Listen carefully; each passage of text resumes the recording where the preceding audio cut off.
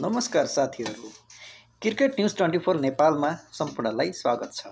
आज हामी कुरा गर्दैछौँ नेपाली क्रिकेट सम्बन्धी जानकारी दिन चाहन्छु। क्रिकेटको क्रेज यति बढो साथीहरू, यति बढो क्रिकेटको क्रेज कुरै नगर्नु।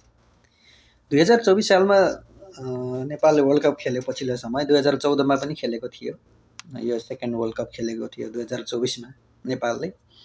त्यसपछि नेपालमा वात्तै क्रिकेटको क्रेज बढ्यो। जहाँ नेपाली जो विदेशी भूमिमा वर्ल्ड कप खेलियो त्यहाँबाट विदेशबाट नेपालबाट भन्दा पनि विदेशबाट धेरै क्रेजहरू बढ्यो क्या, विदेश बस्ने नेपालीहरूबाट। त्यसपछि बिस्तारै नेपालमा एनपिएल भयो।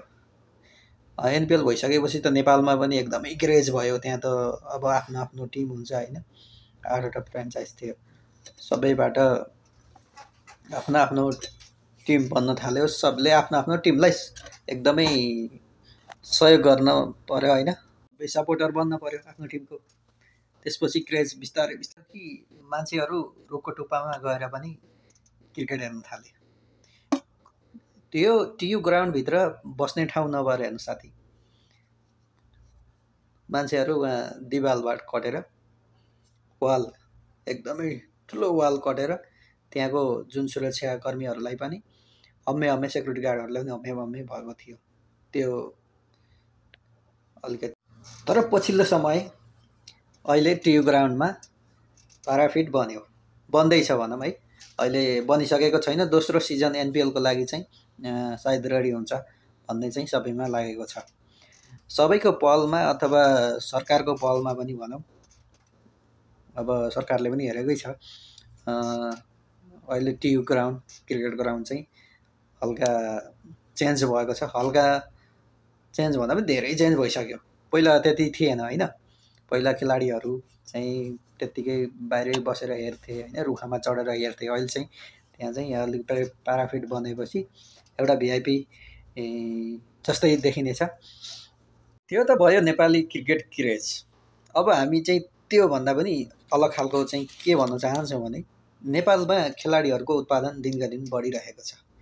हरेक जिल्लाबाट, हरेक गाउँबाट क्रिकेट खेलाडीहरू उत्पादन भइरहेका छन्। पछिल्लो समय क्रिकेटबाट पनि आफ्नो व्यवसाय जस्तै होइन, आफ्नो जुन प्रोफेसनल कामहरू गर्न सकिँदो रहेछ भन्ने चाहिँ नेपालीहरूलाई अहिले त्यो लागेको छ, नेपाली युवाहरूलाई। अनि मान्छेले अहिले धेरै प्र्याक्टिसहरू गरिरहेका छन्।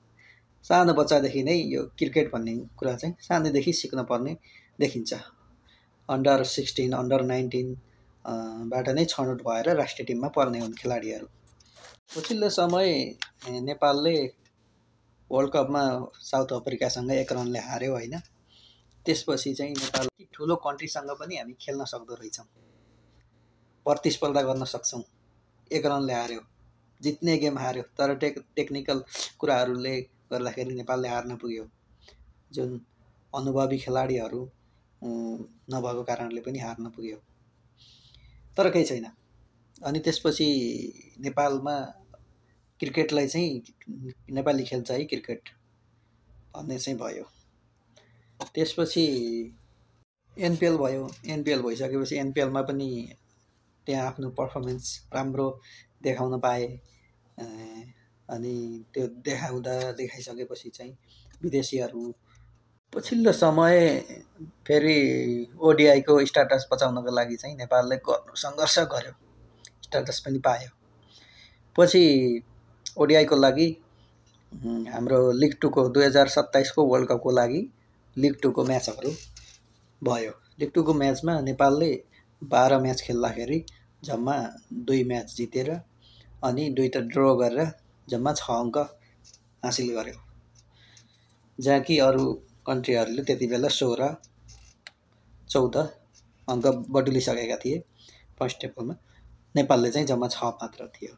युएको पनि 6 थियो 3 म्याचमा। त्यसपछि नेपालले युके भ्रमण गर्यो, युकेमा प्र्याक्टिस म्याचहरू पनि खेल्यो। त्यसपछि स्कटल्यान्डको र नेदरल्यान्डको टिमसँग भिडिसकेपछि नेपालले 4वटा म्याचमा 3वटा जित हासिल गर्यो। त्यो पनि एउटा हार्ने म्याच पनि 2 रनले हारेको थियो। त्यसमा एकदमै अहिलेको मानेको टिम भनेको युए ओमान, पिएनजी, अनि नेपाल, साथमा कुवेत, मलेसियाहरू पनि छन्, जापान छ। त्यसमा चाहिँ टप 3 मा आउन सके। 323 रनको टार्गेट दिएको स्कटल्यान्डले, नेपालले 321 बनाउन सक्यो। 2 रनले मात्र हारेको थियो। त्यहाँ पनि हामीलाई फेरि सम्झना भयो, साउथ अफ्रिकासँग वर्ल्ड कप खेलेको 1 रनले हारेको थियो। अनि कुवेतसँग T20 सिरिजमा पनि नेपालले 4 रनले हारेको थियो। धेरै पटक 1, 2, 3, 4 रनले धेरै पटक हारिरहेको छ नेपालले। यसलाई चाहिँ सुधार्न पर्ने नेपाल क्रिकेट टिम प्लेयरले अथवा कोचले, क्याप्टेनले धेरै सुधार्न पर्ने देखिँदै आइरहेको छ। क्रिकेट फ्यानहरूले पनि यसबारेमा धेरै टिप्पणीहरू दिइरहनुहुन्छ, तर पनि प्लेयरहरूको सुध्रिन सकेन। अन्डर 16 को अहिले चलिरहेको म्याच जुनमा विपिन शर्मा जुन क्याप्टेन छन्, धेरै शानदार जित गरिरहेका छन्। सिङ्गापुरलाई हराइदिए, त्यसपछि जापानलाई पनि 80 रनमा अल आउट गर्न सफल भए। 34 ओभरमा 80 रन। नेपालले त्यसलाई चाहिँ सिधा 20 ओभर अगावै अथवा उनीहरूको भन्दा 20 ओभर अगावै 14 ओभरमा 1 विकेट मात्र गुमाएर चेस गर्यो 81।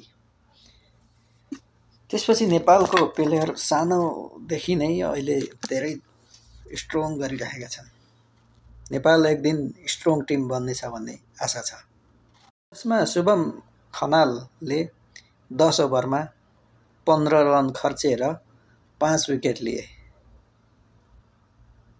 इमेजिन गर्नुहोस् साथीहरू। सिङ्गापुरको म्याचमा पनि विपिन शर्माले 4 विकेट लिएका थिए। दिल चाहिँ जितेकै थियो। त्यसैले साथीहरू, नेपाल क्रिकेट टिम पछिल्लो समयमा फेरि लिग 2 को लागि युके गयो। युके गएर पनि त्यहाँ पनि तहल्का पिट्यो। शानदार जित। 3टा ओडिआईमा जित हासिल, 4वटा ओडिआई खेलमध्ये एउटामा।